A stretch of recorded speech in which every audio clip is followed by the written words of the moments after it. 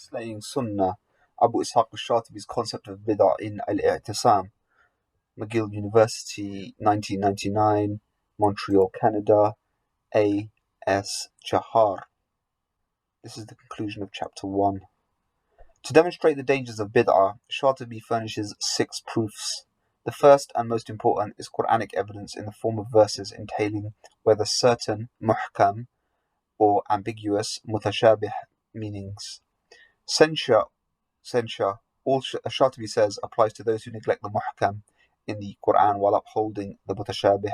The tendency to rely on the ambiguous verses is identified as a path of error. Shatibi gives the example of Quran 6.153, which describes the right path as the way of God and the other paths, ways of desire or evil. By basing themselves on the mutashabih, the ambiguous, innovators are quickly led astray.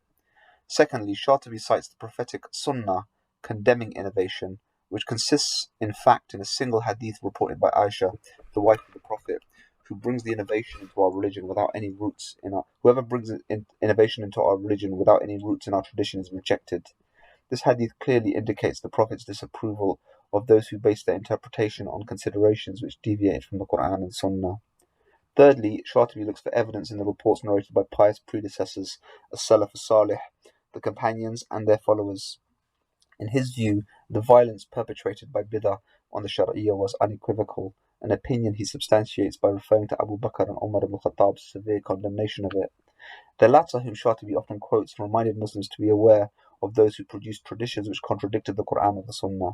In short, Shatibi felt that all the pious predecessors had emphasized the significance of upholding the Quran and the Sunnah of limiting innovation. Fourth, Shatibi turned his attention to the notion of the mashhur and the pious Sufis in an attempt to dissuade followers of the innovative Sufis, while the pious Sufis condemned acts of innovation. Others of their persuasion were less stringent and were excessive in their mystical practices. Ironically, Shatibi asserted the innovative Sufis presented themselves as zuhad, singular zahid, who are people who are ascetics, who performed lawful tasawwuf, even though they were in fact misleading people and erring. Shatibi states that there were only slightly more than 40 pious and credible Sufis who firmly upheld the Quran and the Sunnah of the Prophet, and who more importantly abhorred the dangers of innovation. He counted among the pious Sufis Abu Qasim al-Qushayri, whose genuine Sufism he referred to.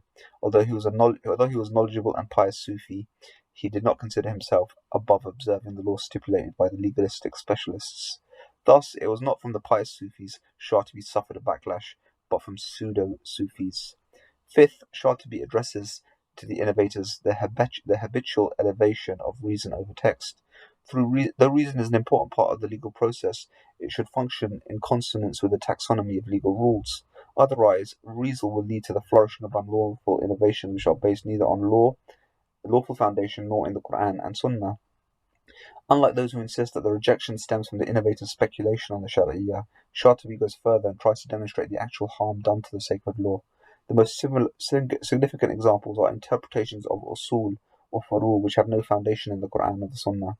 On the whole, he concludes, the interpretation of the Shari'iyah based on its regulations is valid, whereas speculation based on desire is wrong. Finally, Shatibi ponders the transcendental rewards stipulated in the reports narrated by the companions. In his final remarks, he informs innovators negligent of ibadah, salah, fasting, hajj, and so forth, that their supplications will not be rewarded. It should be obvious to us that Shatibi does not indict all Sufis. He did, however, condemn Sufis who practiced a pseudo-Sufism, which not only contradicted the pious Sufi predecessors, but also corrupted the true Sunnah. The pious Sufis, Shatibi states, are knowledgeable in fiqh and hadith and legitimately follow the virtuous sciences of the Shari'iyah.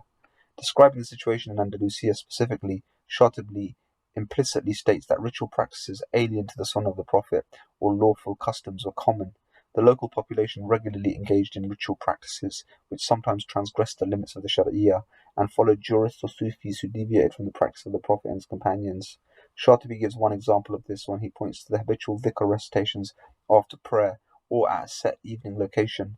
Such practices, he confirmed, were never mentioned in the Sunnah of the Prophet or the traditions of the companions. If, however, it is practiced only once instead of habitually, the act is permissible and lawful. The sources of rectitude can be derived through both reason and divine revelation, concludes Shatibi. Reason, although used as a means to the extraction of textual evidence from the Quran and Sunnah, is limited to that which is observable. Beyond conventional matters, however, meaning can only be arrived at by means of the Quran, Sunnah, Ijma' or Qiyas. The intervention of reason in the realm of divine revelation is often an ambiguous area and should be limited to the textual meaning. Otherwise, its interpretation on the basis of reason would produce a subjective result. When this occurs, the Shari'iyya procedures are abandoned and its tenets are interpreted to suit personal pleasures. For Shatibi, the precedence of reason over revelation, ad-dalil ala-naql, was the seed of bid'ah. A seasoned interpretation was subject to individual preferences as well as limitations. Unlike Ibadah, Shatibi stressed, mundane matters can be regulated by the community's agreement and needs across time and place.